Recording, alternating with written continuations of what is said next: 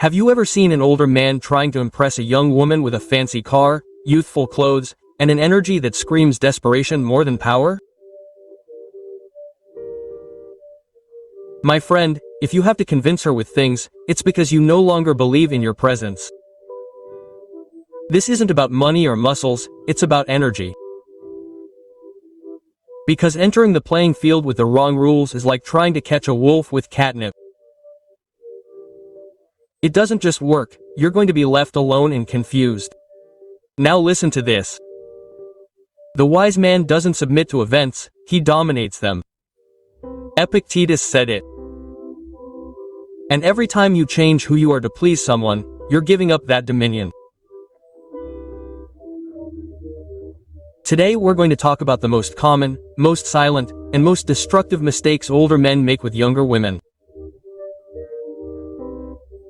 But not just to point them out, but so that you can turn them into power. Before we begin, if this video gave you value, don't forget to subscribe and turn on notifications and join those who don't give up or disguise themselves. This isn't a video to please, it's a wake-up call. Are you ready to stop chasing and start attracting? Let's get started. 1. Buying attention makes you lose respect. Have you ever felt like the more you give, the less value people perceive in you? Many older men fall into the trap of provider mode. Expensive gifts, fancy dinners, weekend getaways like they're in a perfume commercial. All in the hopes that she'll say, "Wow, what a gentleman." But let me tell you something, my friend. If you need embellishments to get noticed, you're saying that your essence isn't enough.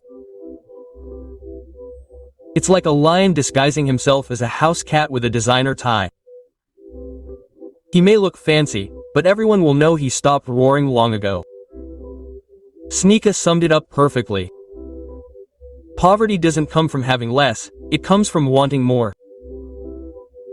And when your desire for external validation outweighs your internal respect, you've already lost, even if your wallet is full. There are men who think that taking her to Paris makes them irresistible, and yes, she might upload photos with you, but if there's no presence behind the passport, you'll just be a geolocated memory. You're not here to buy her time, you're here to make time with her unforgettable. Next time you're tempted to impress with your wallet, ask yourself, am I doing this out of generosity or necessity? A man who respects himself doesn't compete with other wallets. He's the prize, and the prize never gets cheaper. In the next lesson, we're going to talk about something even sadder. Pretending to be young to get a young woman to like you. A strategy as absurd as using TikTok to seem interesting. And 2. Pretending to be young makes you invisible. Have you ever caught yourself using TikTok slang, dressing like you're going to the coolest music festival of the year, or pretending to be moved by a song you don't even understand? My friend, let me tell you something straight. There's nothing sadder than seeing a wise man disguised as an apprentice to fit in. Many older men believe that if they look current they will be more attractive, but no one respects someone who gives up their authenticity to please. It's like watching a tiger trying to meow to be accepted by a gang of kittens. It may seem cute until you realize that the tiger forgot that it was a predator. Marcus Aurelius said, "The best revenge is not to be like your enemy." And I'll translate it this way. The best way to stand out among young people is not to imitate them, it's to be incomparable. When you change the way you talk, your interests, your music, your essence, just to seem interesting, you lose what really made you unique. It's like serving old wine in a plastic cup at a party. It looks ridiculous and also tastes bad.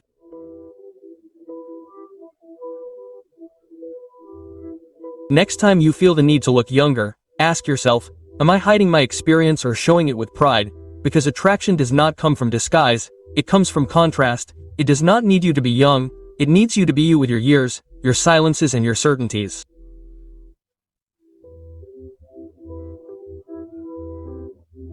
Your age is not a suitcase you carry around, it's the throne you're supposed to be sitting on. Now that you understand that, prepare yourself for another, even more common mistake, asking for validation. Because if you're not sure who you are, why would you expect her to be? Number 3, asking for validation makes you small. Have you ever felt that urge to ask her if she likes you, if you're her size, if she thinks about you, if she wants something serious, just to reassure yourself? Let me be blunt with you. Every time you need to know if you're doing something right, you're giving away your power. You're revealing that you don't trust your own worth, and it shows. It's like wearing insecurity cologne. You can't see it, but it's scary. When you seek validation, you're not asking, you're begging with grace. And a young woman seeking strength doesn't want to be your emotional thermometer. Epictetus said it clearly. It's not what happens to you, but how you react that matters. If she distances herself, takes her time to respond, or changes her tone, you run to ask for explanations. You're not acting like a man. You're begging for stability. It's like you're walking around with a sign on your forehead that says, "Please validate me before I fall apart." And there are men who need likes as much as oxygen. They live on an emotional ventilator that only works if someone approves of them. The sad thing is that it never occurs to them to breathe from within. So the next time you feel the need to ask if you're okay, shut up, take a breath, look in the mirror and remind yourself who you are. Because the man who respects himself doesn't ask if he measures up. He stands at his height and sees who dares to rise. The most powerful validation is not sought, it is imposed with presence. And if you like this lesson, wait until the next one, because I'm going to show you how being the emotional refuge may sound noble, but it will kill their desire for you without you even realizing it. It's like trying to light a fire with holy water, very pure, very noble, but you're not going to learn anything. Seneca said, "Where there is great desire, there must be strength." And part of that strength is setting boundaries, not absorbing her chaos, not saving her from her storms every time she thunders. Many men act like emotional firefighters, always ready with the hose of comfort. But in the end what they get is not admiration, it's a room in the friend zone, with no emergency exit. Listen to her, sure. Be empathetic, but don't dissolve. Don't become her emotional crutch, because the man who gets lost in his drama loses his direction too. A woman desires a man who can hold her world, not one who gets lost in hers. Desire doesn't come from overprotection, it comes from tension, from contrast, from mystery. So the next time you become her shoulder, ask yourself, is this containment or is it self-sabotage with good intentions? Because the man who doesn't kneel emotionally is the one who leaves the deepest mark. And if this moved you, wait until what comes next, because in the next lesson you're going to discover how opening your wounds too soon doesn't create connection, only discomfort. 5. Showing your wounds too soon scares away desire. Have you ever been on a date and felt the need to tell her everything? Your fears, your traumas, what your ex did to you, what you suffered as a child, hoping that it would generate a deep connection? My friend, that is not connection, it is premature confession. And confession without context does not build intimacy, it builds discomfort. It is as if you invited her to your house and the first thing you did was show her the basement full of boxes, cobwebs and broken things. She may want to see that space someday, but not after the first coffee. Marcus Aurelius said it better than anyone. Peace of mind comes when you stop talking about what hurts you. You are not here to expose yourself emotionally to just anyone. First, you build respect. Then, if there is fertile ground, you can plant truth. Many men confuse vulnerability with urgency, and what they project is not bravery, it is anxiety disguised as sincerity. If she still doesn't admire you, she's not going to hold your shadows, she'll just think, why is this guy telling me this? A strong man doesn't hide his pain, but he doesn't hand it out like pamphlets either. He keeps it, processes it, and shares it once there's a bond that can sustain it. So the next time you feel like pouring your heart out on the second date, take a breath. You're not lying if you don't tell her everything. You're respecting your own boundaries. First you create impact, then you create depth, not the other way around. And if this made you uncomfortable, it's because something inside you needed to hear it. Because here comes an even more painful truth. Always being available, responding immediately, dropping everything for her. It may seem romantic, but it's a fast track to becoming invisible. Number 6, always being available makes you invisible. Have you ever canceled plans? Left your friends on scene or paused your own projects just to answer her text?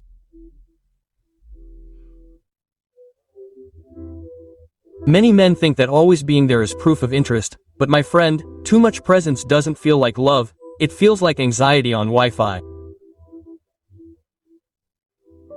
You reply in a second, jumping in with an all good. When he doesn't reply, you send a good morning meme like you're his enthusiastic aunt. But the longer you're there, the less he notices you, because desire needs space and you're smothering it with attention. It's like being a fan in the winter, always on, but no one wants it. Epictetus said, anyone capable of annoying you becomes your master. If every notification changes your mood, then you are not in control. You are in emotional slave mode with good spelling. There are men who interrupt a work meeting just to respond with a simple ha ha ha. And then they wonder, why did they lose respect? Easy, because a man who has no priorities ceases to be a priority. Don't respond impulsively. Respect your silences. Respect your plans, so that she learns to live in your world, not that you adapt to hers. The man with direction is not the one who always responds, he is the one who does not need to respond to be remembered. If you are always there, you are not romantic, you are predictable. And predictability, my friend, does not turn anything on. And if this stirred you, get ready, because in the next lesson you will understand why competing with young men is a battle that you have already lost from the moment you entered the ring. 7. Comparing yourself to young men is giving up without a fight. You have looked in the mirror, wondering if she would prefer someone with less gray hair, more abs, or more followers on social media. Many older men fall into that silent trap, comparison. They wonder if they have the same energy, the same appeal, or the same spark as 25-year-olds, but what they don't understand is that by comparing yourself, you've already lost, because no one desires someone who doubts themselves. It's like a vintage wine getting jealous of an energy drink. It's not only ridiculous, it's sad, they don't compete, they're in a different category. Marco Aurelio said it clearly. How much time does someone who doesn't care about what others do, say, or think gain? The woman who chooses you doesn't do it because you're young, she does it because you give her something that a young man can't. Presence, direction, experience. The problem isn't that there are younger men. The problem is that you think that makes you less valuable, and some even try to imitate them. They talk like them, dress the same, upload videos of themselves dancing, and what they project isn't modernity, it's an identity crisis with Wi-Fi. Stop looking to the side. You're not in a race, you're not a competitor. You are the goal, the prize, the finishing point. A man who knows who he is, doesn't compare himself, imposes himself without saying anything. He enters the room and his presence says it all. And if this made you uncomfortable, don't worry, because what comes next is even deeper. The fear of abandonment, that silent poison that many carry and that causes all their masculine energy to collapse without them realizing it. 8. The fear of abandonment weakens your masculine energy. Have you ever acted out of fear of losing her? And not out of real conviction. Many men don't say it out loud, but they feel it. That silent fear that appears when she doesn't respond, when she pulls away a little, when something doesn't fit and you go into emergency mode. Constant messages. Checking the last connection. Surprise gift after an argument. It's not love, it's anxiety with a bow. It's like having a marble statue held together by toothpicks. Strong on the outside, on the inside, about to die. Falling. Epictetus summed it up with brutal elegance. Don't expect things to happen the way you want them to. Want them to happen the way they do, and your life will flow. If you're afraid she'll leave, then you're no longer flowing, you're begging for stability. There are men who explain the inexplicable, who apologize for things they don't even understand, who accept absurd conditions just so they don't lose her.